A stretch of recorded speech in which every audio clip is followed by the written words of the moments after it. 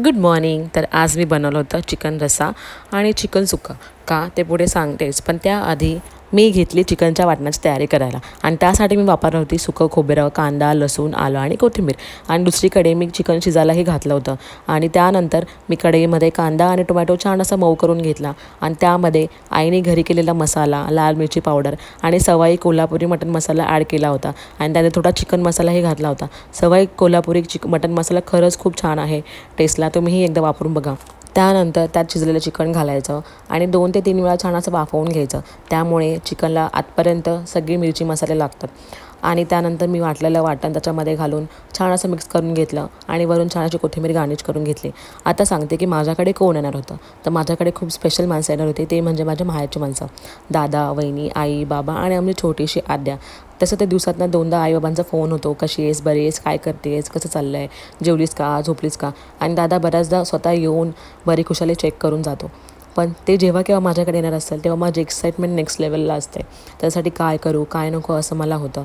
आणि जेव्हा केव्हा नितीश ऑफिसच्या ट्रिपसाठी बाहेर जातात तेव्हा मी बरेच दिवस माहेरीच राहायला जाते. तरी पण माहेरची माणसं जेव्हा केव्हा भेटतात तेव्हा खूप साऱ्या गप्पा गोष्टी, खूप सारी एनर्जी, खूप सारी आपुलकी असते. आणि हां, यामध्ये माझी काही माहेरची माणसं मिसिंग आहेत.